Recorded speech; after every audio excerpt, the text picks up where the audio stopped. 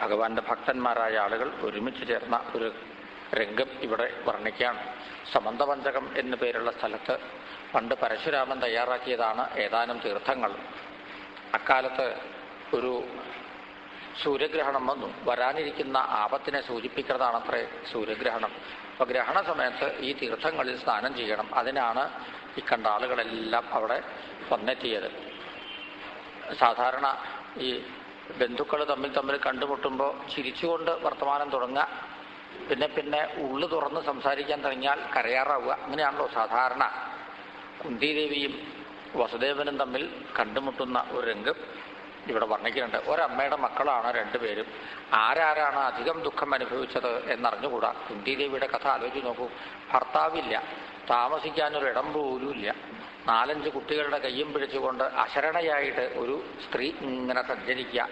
ഇതാണ് കുന്തിദേവിയുടെ തലയിലെഴുത്ത്. വസുദേവന്റെ തലയിലെഴുത്തോ, അദ്ദേഹം അറിഞ്ഞുകൊണ്ട് ആരോടും ഒരു തെറ്റും ചെയ്തിട്ടില്ല. എന്നിട്ടും കുറേ കാലം അദ്ദേഹത്തിന് കാരാഗൃഹത്തിൽ കിടക്കേണ്ടി വന്നു. അദ്ദേഹത്തിനുണ്ടായ കുട്ടികളെ മുഴുവനും കംസൻ അടിച്ചു കൊല്ലുകയും ചെയ്തു. ഇത് അദ്ദേഹത്തിൻ്റെ തലയിലെഴുത്ത്. അപ്പോൾ ആർക്കും അവനവൻ്റെ തലയിലെഴുത്ത് പോലും മായ്ക്കാൻ പറ്റുമോ എന്ന് സംശയമാണ്. എന്നിരിക്കെ വേറൊരാളോട് താൻ പേടിക്കൊന്നും വേണ്ട, ഞാനുണ്ട് എന്ന് പറഞ്ഞതിന് എന്തർത്ഥമുണ്ട്? യാതൊരർത്ഥവുമില്ല. അപ്പോൾ ഓരോരുത്തരും അവനവൻ്റെ കർമ്മഫലം അനുഭവിച്ചേ പറ്റൂ. അതുകൊണ്ട് ഈ കർമ്മഫലത്തിൻ്റെ തീവ്രത അനുഭവപ്പെടാതെ കണ്ടിരിക്കണമെങ്കിൽ എന്തു വേണം? ഇതിനാണ് ഭഗവാന്റെ അനുഗ്രഹം. ആ അനുഗ്രഹമുണ്ടെങ്കിൽ ഏതിനെയും നേരിടാൻ വേണ്ട ധൈര്യം തന്നെത്താൻ ഉണ്ടാവും. എന്ന് മാത്രമല്ല, ആ തീവ്രമായ അനുഭവങ്ങൾ മൃദുലമായിട്ട് അനുഭവപ്പെടുകയും ചെയ്യും. അങ്ങനെ അവരുടെ ഒരു സംയോഗത്തിൻ്റെ കഥ. പിന്നെ വേറൊരു രംഗം, വൃന്ദാവനത്തിൽ നിന്ന് യശോദ നന്ദഗോപര് ഗോപസ്ത്രീകളൊക്കെ വന്നിട്ടുണ്ട്. യശോദയുടെ നന്ദഗോപരുടെ മുമ്പിൽ ശ്രീകൃഷ്ണൻ ചെന്ന് നമസ്കരിക്കുന്ന ഒരു രംഗം. ഇപ്പോൾ അവർക്കറിയാം കൃഷ്ണൻ ഈശ്വരൻ തന്നെയാണ് എന്ന്. എന്നാലും ഈ കൃഷ്ണന് പണ്ട് വെണ്ണയും പാലും കൊടുത്ത് വളർത്തിക്കൊണ്ട് വന്നതാണല്ലോ എന്ന ആ പഴയ രംഗമൊക്കെ അങ്ങോട്ട് ഓർമ്മിച്ചപ്പോൾ അവരുടെ കണ്ണിൽ 2 തുള്ളി വെള്ളം പൊടിഞ്ഞു. ഭഗവാന്റെ കണ്ണിലും കൂടി 2-3 തുള്ളി വെള്ളം പൊടിഞ്ഞുപോയി. കൃഷ്ണനെ മാറോട് ചേർത്ത് അവർ ആലിംഗനം ചെയ്തു. ഗോപസ്ത്രീകളുടെ അടുക്കലേക്ക് ഭഗവാൻ ചെന്നു. തോഴിമാരെ എന്ന് സംബോധന ചെയ്തുകൊണ്ടാണ് ഭഗവാൻ ചെന്നത് തന്നെ. അഭിസ്മരതന സഖ്യ, നിങ്ങൾക്ക് എങ്ങനെയാ എന്നെ ഓർമ്മയുണ്ടോ ചോദിച്ചപ്പോൾ അവരെല്ലാവരും ഭഗവാന്റെ മുമ്പിൽ വീണ് നമസ്കരിച്ചു. ഈശ്വരനാണ് മുമ്പിൽ നിൽക്കുന്നത് എന്ന് അവർക്കറിയാം. ആ ഭാവത്തോടു കൂടിയിട്ടാണ് അവർ നമസ്കരിച്ചത്. ഞങ്ങൾക്ക് ധനം, കുടുംബം, ഭർത്താവ്, അത് ഇത് ഇങ്ങനെ ഏത് നോക്കിയാലും ഫലത്തിൽ ദുഃഖമായിട്ടാണ് വരിക. എപ്പോഴൊക്കെ ഞങ്ങളുടെ ഹൃദയം ദുഃഖത്തിൻ്റെ ഇരുട്ട് വരുന്നു, അപ്പോഴെല്ലാം അവിടുത്തെ ഈ പാദം ഞങ്ങളുടെ ഹൃദയത്തിൽ ഉദിച്ചു വരണേ. സൂര്യൻ ഉദിച്ചാൽ പിന്നെ ദുഃഖത്തിന് അഥവാ ഇരുട്ടിന് പ്രസക്തിയില്ല. ഇതുപോലെ ശ്രീകൃഷ്ണപാദം ഹൃദയത്തിൽ വന്നാൽ ദുഃഖം തന്നെ നീങ്ങിക്കൊള്ളും. ഇതാണ് അവർ പ്രാർത്ഥിച്ചതിൻ്റെ രഹസ്യം. ഭഗവാൻ അവരോട് പറഞ്ഞു, പണ്ട് ഉദ്ധവൻ വഴിയായിട്ട് കൊടുത്ത ഉപദേശം ഉണ്ടല്ലോ, അത് വീണ്ടും ഒന്നുകൂടി അവരെ ഓർമ്മിപ്പിച്ചു ഭഗവാൻ. നമ്മൾ തമ്മിൽ എന്ത് വേർപാട്! എല്ലാവരിലും പ്രത്യേകാത്മാവായിട്ട് ഞാൻ തന്നെയാണ് വർത്തിക്കുന്നത്. ആ പ്രത്യേകാത്മാവിനെ ആശ്രയിച്ചുകൊണ്ടാണ് അന്ധക്കരണവും ഇന്ദ്രിയങ്ങളും ഒക്കെ പ്രവർത്തിച്ചു കൊണ്ടിരിക്കുന്നത്. നിങ്ങൾക്ക് ഭാഗ്യവശാലാണ് എൻ്റെ നേർക്ക് പ്രേമം ഉദിച്ചത്. പിന്നെ ശാരീരികമായി അകന്നു നിൽക്കണമെന്നല്ലേ, അത് വലിയ സാരമൊന്നുള്ളതല്ല. സംയുനക്രി ഭൂതാനി, അത് ഇടയ്ക്കിടയ്ക്ക് 2 പേരും ഒരുമിച്ച് ചേരും. ആ ഒരുമിച്ച് ചേർന്നവർ തന്നെ വേർപിരിഞ്ഞ് പോവും. അത്രയേ ഉള്ളൂ കാര്യം. നിങ്ങൾക്ക് ഇതോടുകൂടി ജന്മം സഫലമാവും എന്നുള്ള കാര്യം തീർച്ച. ഇത് കഴിഞ്ഞാൽ സായുജ്യമുക്തിയാണ് നിങ്ങൾക്ക്. അവരെ ഭഗവാൻ അനുഗ്രഹിച്ചു. പിന്നെ ഭഗവത് പത്നിമാരെ പാഞ്ചാലി ഒരു ഏകാന്ത സ്ഥലത്തേക്ക് വിളിച്ചു കൊണ്ടുപോയി. എങ്ങനെയാണ് നിങ്ങളുടെ വിവാഹം നടന്നത് എന്ന് ചോദിക്കുന്നു. ഓരോരുത്തരും സ്വന്തം വിവാഹകഥ പാഞ്ചാലിയെ കേൾപ്പിച്ചു. ഞാൻ ഭഗവാന്റെ പത്നി എന്ന അഭിമാനം ആർക്കുമില്ല. അതിന് പകരം ഞാൻ ഭഗവാന്റെ ദാസി. ഇതാണ് ഓരോരുത്തരുടെയും ഭാവം. അവരെല്ലാവരും അവസാനം പാഞ്ചാലിയോട് പറഞ്ഞത് എന്താണെന്നോ, ഞങ്ങൾക്ക് ഇന്ദ്രലോകം വേണ്ട, ചന്ദ്രലോകം വേണ്ട, സ്വർഗലോകം വേണ്ട, ഒന്നും വേണ്ട. ഞങ്ങൾക്ക് എന്നും അദ്ദേഹത്തിനെ എങ്ങനെ ശുശ്രൂഷിക്കാൻ സാധിക്കണം, അദ്ദേഹത്തിൻ്റെ പാദദാസിമാരായിട്ട് ഞങ്ങൾക്ക് കഴിഞ്ഞുകൂടാൻ സാധിക്കണം. അത് മാത്രമേ ഞങ്ങൾക്ക് ആഗ്രഹമുള്ളൂ. ഭഗവത് പത്നിമാരുടെ ആ ഭഗവത് പ്രേമം കണ്ടപ്പോൾ എല്ലാവർക്കും അത്ഭുതം തോന്നിപ്പോയി. ഇങ്ങനൊരു രംഗം. ഇനി വേറൊരു രംഗം, മഹർഷിമാരെ കണ്ടപ്പോൾ ഭഗവാൻ ചെന്ന് അങ്ങോട്ട് നമസ്കരിക്കണം.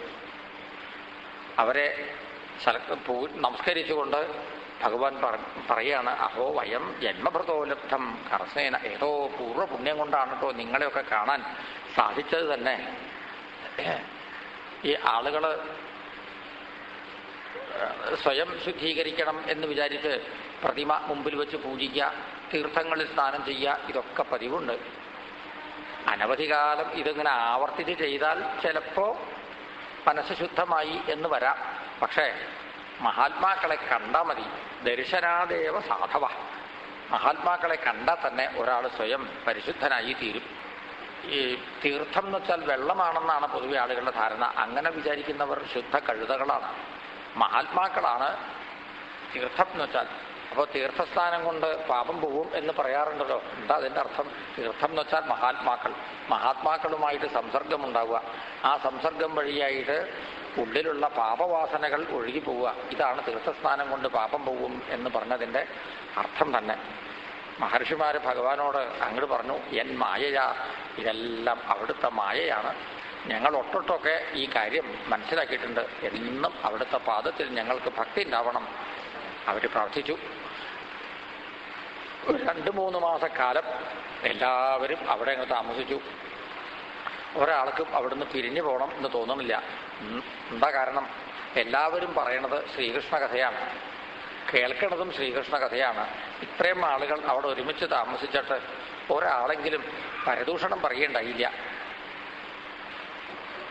ശ്രീകൃഷ്ണ കഥകൾ മാത്രമേ അവിടെ പറയുന്നുള്ളൂ. അത് തന്നെയാണ് അതിൻ്റെ രസവും. അത് ഈ ശ്രീകൃഷ്ണ കഥകൾക്കുള്ള ഒരു പ്രത്യേക മാഹാത്മ്യമാണ് കേട്ടോ അത്. ഇതൊക്കെ പറഞ്ഞാൽ നമുക്കൊക്കെ വേഗം മനസ്സിലാവും. പലതിക്കലും ഈ സപ്താഹം കഴിയുമ്പോൾ ഓരോരുത്തർക്ക് തോന്നാറുണ്ട്, ഇതൊക്കെ ഇനി എന്നാ കേൾക്കാൻ പറ്റുക എന്ന്. അതെന്താ, കഴിഞ്ഞ കൊല്ലം കേട്ടത് തന്നെയാ, അല്ലെങ്കിൽ 2 മാസം മുമ്പ് കേട്ടത് തന്നെയാ ഇപ്പോഴും ഈ കേൾക്കുന്നത്. പക്ഷേ ശ്രീകൃഷ്ണ കഥയാണോ, അതിന് ഒരു പ്രത്യേക മാധുര്യമുണ്ട്.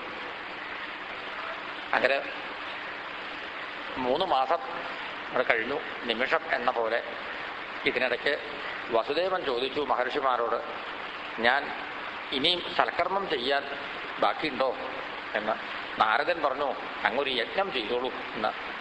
മഹർഷിമാരുടെ നിർദ്ദേശപ്രകാരം വസുദേവൻ ഭംഗിയായിട്ടൊരു യജ്ഞം ചെയ്തു. ആ യജ്ഞം ഭംഗിയായിട്ട് സമാപിച്ചു. ഭഗവാൻ ഓരോരുത്തരെയും അവിടെ നിന്ന് അവിടെ യാത്രയാക്കി. ആ യാത്രയാവുന്ന സമയത്ത് വസുദേവനും നന്ദഗോപരും തമ്മിൽ കെട്ടിപ്പിടിച്ചു. യശോദയും ദേവകിയും തമ്മിലും കെട്ടിപ്പിടിച്ചു. യശോദയും രോഹിണിയും തമ്മിലും ആലിംഗനം ചെയ്തു. പഴയ സൗഹൃദത്തിൻ്റെ കഥകളൊക്കെ അവരവിടെ വച്ച് അയവിറക്കി. അവരങ്ങോട്ട് പിരിഞ്ഞു പോകുന്ന ആ കാഴ്ച കണ്ടപ്പോൾ കണ്ട ആളുകളെല്ലാം കരഞ്ഞുപോയി. അത്രയ്ക്ക് വികാരനിർഭരമായിരുന്നു ആ രംഗം. എല്ലാവരെയും യാത്രയാക്കിയ ശേഷം ഭഗവാൻ ശ്രീകൃഷ്ണൻ ദ്വാരകയിലേക്ക് തിരിച്ചു വന്നു. വസുദേവന് ഇപ്പോഴും ഒരു വിചാരം, കൃഷ്ണൻ ഈശ്വരനാണ് എന്ന്. അങ്ങനെ ഇരിക്കെ ഒരു ദിവസം അച്ഛൻ്റെയും അമ്മയുടെ മുമ്പിൽ ചെന്ന് ഭഗവാൻ നമസ്കരിച്ചു. ഇതെല്ലാ ദിവസവും ഉള്ളതാണ് ഈ പരിപാടി. എന്നാലും ഈ പ്രത്യേക ദിവസം വസുദേവൻ അങ്ങോട്ട് പറഞ്ഞു, കൃഷ്ണൻ ഇങ്ങോട്ടല്ല നമസ്കരിക്കേണ്ടത്, ഞങ്ങൾ അങ്ങോട്ട് നമസ്കരിക്കുകയാണ് വേണ്ടത്. അവതാര സമയത്ത് കൃഷ്ണൻ പറഞ്ഞതാണ് കൃഷ്ണനെ ഈശ്വരൻ എന്ന നിലയ്ക്ക് കരുതണം എന്നൊക്കെ. ഞങ്ങൾക്ക് അങ്ങനെ വിചാരിക്കാൻ പറ്റാറില്ല എന്ന് മാത്രമേ ഉള്ളൂ. ദേവകി ചോദിച്ചു, പണ്ടെന്നോ മരിച്ചുപോയ ഗുരുപുത്രനെ കൃഷ്ണൻ തിരിച്ചു കൊണ്ടുവന്ന് ഗുരുനാഥന് ദക്ഷിണ ചെയ്തെന്നൊക്കെ ഞാൻ കേട്ടിട്ടുണ്ടല്ലോ, അത് ശരിയല്ലേ? ശരിയാണ് എന്ന് പറഞ്ഞു ഭഗവാൻ. എന്നാലേ കൃഷ്ണൻ്റെ ജ്യേഷ്ഠന്മാരായിട്ട് എനിക്കും 5-6 കുട്ടികൾ ജനിക്കുണ്ടായിട്ടുണ്ട്. എനിക്ക് അവരെ ഒന്ന് കണ്ടാൽ കൊള്ളാം എന്ന് വലിയ ആഗ്രഹം. കൃഷ്ണൻ വിചാരിച്ചാൽ കാട്ടിത്തരാൻ പറ്റുമോ? നാളെ കാട്ടിത്തരാം എന്നും പറഞ്ഞു ഭഗവാൻ. എന്നിട്ട് നേരെ സുതലം എന്ന ആ ലോകത്തിലേക്ക് ചെന്നു. അവിടെയാണ് ഭക്തോത്തമനായ മഹാബലി താമസിക്കുന്നത്. വാമനമൂർത്തിയായ ഭഗവാൻ ആ സുതലത്തിൻ്റെ ഗോപുരദ്വാരത്തിൽ വർത്തിക്കുന്നുണ്ട്. ഇപ്പം ശ്രീകൃഷ്ണനായ ഭഗവാൻ അവിടെ അതിഥിയെ പോലെ ചെന്നു. ശ്രീകൃഷ്ണനെ കണ്ടപ്പോൾ മഹാബലി വീണ് നമസ്കരിച്ചു. ഭംഗിയായിട്ട് ഭക്തിയോടുകൂടി സ്തുതിച്ചു. ഒരു ദിവസം ആ ഭക്തൻ്റെ കൂടെ ഭഗവാൻ താമസിച്ചു. അവിടെ തിരിച്ചു പോരാറായപ്പോൾ അങ്ങോട്ട് പറഞ്ഞു, ഞാൻ വന്നതിന് ഒരു ഉദ്ദേശമുണ്ട്. കഴിഞ്ഞ ജന്മത്തിൽ എൻ്റെ ജ്യേഷ്ഠന്മാരായിട്ട് ജനിച്ച 6 പേര് ഇപ്പോൾ ഇവിടെ ഈ സുതലം എന്ന ലോകത്തിലുണ്ട്. അന്ന് അവർക്ക് കീർത്തിമാൻ, സുഷേണൻ, ഭദ്രസേനൻ എന്നൊക്കെ ആയിരുന്നു പേര്. ഇപ്പോൾ ഇവർക്ക് സ്മരോത്ഗീതൻ, പരിഷ്വങ്കൻ എന്നൊക്കെയാണ് പേര്. ഈ 6 പേരെയും ഒന്ന് വിളിച്ചു വരുത്തണം. മഹാബലി 6 പേരെയും വിളിച്ചു വരുത്തി. അവരോട് ഭഗവാൻ ചോദിച്ചു, നിങ്ങൾക്ക് അമ്മ, അച്ഛൻ എന്നൊക്കെ പറയുമ്പോൾ ദേവകിയും വസുദേവനെയും അല്ലേ ഓർമ്മ വരണത്? ഈ ചോദ്യങ്ങൾ കേൾക്കേണ്ട താമസം. ഈ സുതലത്തിൽ അവർക്കൊരച്ഛനും അമ്മയുണ്ടായിരുന്നു, അവരെ മറന്നു. പെട്ടെന്ന് ദേവകിയും വസുദേവനുമാണ് മാതാപിതാക്കൾ എന്നിവർക്ക് തോന്നാൻ തുടങ്ങി. ഭഗവാൻ ചോദിച്ചു, നിങ്ങൾക്ക് ആ അച്ഛനും അമ്മയും കാണണമെന്ന് ആഗ്രഹമുണ്ടോ? ഉണ്ടെങ്കിൽ എൻ്റെ കൂടെ വന്നാൽ മതി, ഞാൻ കാട്ടിത്തരാം. ഈ 6 പേർക്കും ധൃതിയായി അമ്മയും അച്ഛനെയും കാണാൻ. ഭഗവാന്റെ കൂടെ 6 പേരും ദ്വാരകയിലേക്ക് പോന്നു. ദേവകിയുടെ അടുത്ത് എത്തിയപ്പോഴേക്കും 6 പേരും കൊച്ചുകുട്ടികളായി. 6 പേരും ദേവകി മടിയിലിരുത്തി പണ്ട് ശ്രീകൃഷ്ണൻ കുടിച്ച മുലപ്പാലിൻ്റെ ഒരു ലേശം, ഒരു തുള്ളി പ്രസാദം ഈ 6 പേരും സേവിച്ചു. അതോടെ ഈ 6 പേരും തിരിച്ചുവരവില്ലാത്ത ലോകത്തിലേക്ക് ഉയർന്നു പോവുകയും ചെയ്തു. ആരായിരുന്നു ഈ 6 പേരും? സൃഷ്ടിയുടെ ആരംഭത്തിൽ ബ്രഹ്മാവിൻ്റെ പൗത്രന്മാരായിട്ട് ജനിച്ചവരാണ്. ബ്രഹ്മാവിൻ്റെ ശാപത്തിന് അവരെ പാത്രീഭവിച്ചു. അങ്ങനെ അവർക്ക് പിന്നെ കാലനേമിയുടെ പുത്രന്മാരായിട്ട് ജനിക്കേണ്ടി വന്നു, ഹിരണ്യകശിപുവിൻ്റെ പുത്രന്മാരായിട്ട് ജനിക്കേണ്ടി വന്നു. അങ്ങനെ ജനിച്ചു മരിച്ചു. ഭാഗ്യവശാൽ ശ്രീകൃഷ്ണൻ്റെ ജ്യേഷ്ഠന്മാരായിട്ടും ജനിക്കാൻ ഒരു യോഗം വന്നു. അതിൻ്റെ പേരിൽ അവരും ശാപത്തിൽ നിന്ന് മോചനം നേടി. ഇങ്ങനെയാണ് ശ്രീകൃഷ്ണനുമായിട്ട് ഏതെങ്കിലും തരത്തിൽ നേരിട്ടോ അല്ലാതെയോ ഒന്ന് ബന്ധപ്പെട്ടാൽ അവർക്കെല്ലാം ശാപത്തിൽ നിന്നോ കർമ്മ കുരുക്കിൽ നിന്നോ മോചനം. അതാണ് ശ്രീകൃഷ്ണാവതാരത്തിൻ്റെ മഹിമ എന്ന് വെച്ചാൽ. ആരും വരാൻ പോകുന്ന ജന്മത്തിലേക്ക് കുതിച്ചു പോവുക എന്നല്ലാതെ ഒരിക്കലും കഴിഞ്ഞുപോയ ജന്മത്തിലേക്ക് തിരിച്ചു വരിക എന്നത് പതിവില്ല. വേണമെന്ന് വെച്ചാൽ ഒരാളെ കഴിഞ്ഞ ജന്മത്തിലേക്ക് തിരിച്ചു കൊണ്ടുവരാൻ പറ്റും ഭഗവാന്. അതും ഇവിടെ കാണിച്ചു. ഇതാണ് ഭഗവാന്റെ മാഹാത്മ്യം എന്ന് വെച്ചാൽ. കാലചക്രം ഭഗവാന്റെ കയ്യിലിരിക്കണു. അത് ഇടത്തോട്ടും തിരിക്കാം, വലത്തോട്ടും തിരിക്കാം, എങ്ങനെ വേണമെങ്കിലും കറക്കാം. ഈ ഭഗവാന്റെ ഇമാതിരി പ്രഭാവത്തിൻ്റെ കഥകൾ അനുസ്മരിക്കുന്നത് പോലും പുണ്യം എന്ന് പറഞ്ഞാണ് ആ കഥ ഇവിടെ അവസാനിപ്പിച്ചത്. പിന്നെ വിദേഹരാജ്യത്തിലെ രാജാവ് ബഹുലാശ്വൻ, ആ രാജ്യത്തിലെ മറ്റൊരാളെ ശ്രുതദേവൻ, 2 പേരും ഭഗവാനെ ഒന്ന് പൂജിക്കണം ഗൃഹത്തിൽ വെച്ച് എന്നാഗ്രഹിച്ചു. ഒരേ സമയത്താണ് 2 ദിക്കിലേക്കും ഭഗവാൻ ചെന്നത്. അങ്ങനെ പറ്റുമോ? ഒരേ സമയത്ത് ഒരാൾക്ക് 2 ദിക്കിലേക്ക് ചെല്ലാൻ പറ്റുമോ? സാധാരണ ഒരാൾക്ക് പറ്റില്ല.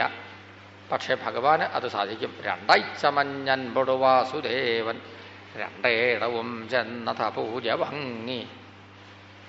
രാജാവിൻ്റെ സ്ഥലത്ത് ചെന്നപ്പോൾ രാജകീയമായ വിഭവങ്ങളെ കൊണ്ടുള്ള പൂജയായിരുന്നു. ഈ ശ്രുതദേവൻ്റെ അടുത്ത് ചെന്നപ്പോഴോ അവിടെ അദ്ദേഹം പരമദരിദ്രനായിരുന്നു. അവിടെ പൂജിക്കാൻ ഉപയോഗിച്ചത് ഏതൊക്കെയാ? ഫലാർഹണ ഓശീര ശിവാമൃതാംബുഭി മൃദാസുരഭ്യ തുളസീകുശാംബുജൈ. ഇതൊക്കെയാണ് ഭഗവാനെ പൂജിക്കാൻ ഉപയോഗിച്ച സാധനം. 2 3 ഫലമൂലങ്ങൾ, പിന്നെ തുളസി പൂവ് ഇട്ടിട്ടുള്ള വെള്ളം, പിന്നെ ഈ കുറിയിടാനുള്ള ഗോപിമണ്ണ്, ഇങ്ങനെ ചില സാധനങ്ങളെ കൊണ്ടായിരുന്നു അവിടുത്തെ പൂജ. എന്ത് സാധനം തരണു എന്ന് ഭഗവാൻ നോക്കാറില്ല, എത്ര തരണു എന്നും ഭഗവാൻ നോക്കാറില്ല. ഭക്തി ഉണ്ടോയെന്ന് മാത്രമേ ഭഗവാൻ നോക്കാറുള്ളൂ. ബഹുലാശ്വരനും ശ്രുതദേവനും ഒരുപോലെ ഭക്തന്മാരായിരുന്നു. 2 ദിക്കിലും 2 തരത്തിലുള്ള പൂജയാണ് ചെയ്തത് എന്ന് വെച്ചാലും ഭഗവാൻ ഒരുപോലെയാണ് പ്രസാദിച്ചത്. 2 പേർക്കും മുക്തിമാർഗം ഭഗവാൻ ഉപദേശിച്ചു കൊടുത്തു. അങ്ങനെയാണ് അവിടെ നിന്ന് തിരിച്ചിങ്ങോട്ട് പോന്നത്. ഇമാതിരി എന്തെല്ലാം അത്ഭുത കഥകളാണ് ഭഗവാന്റെ മാഹാത്മ്യം വർണ്ണിച്ചുകൊണ്ട് പറയണതെന്നോ. ഈ കഥകളെല്ലാം കേട്ടുകൊണ്ടിരുന്ന പരീക്ഷിത്ത് ചോദിച്ചു, എങ്ങനെയാണ് ഭഗവാനെക്കുറിച്ച് വേദങ്ങളിൽ പറഞ്ഞിട്ടുള്ളത് എന്ന്. ശ്രുതിഗീതയാണ് ഇനി അടുത്ത അധ്യായം. അത് നമുക്ക് 1.5 മണിക്കൂർ കഴിഞ്ഞ് അനുസ്മരിക്കാം.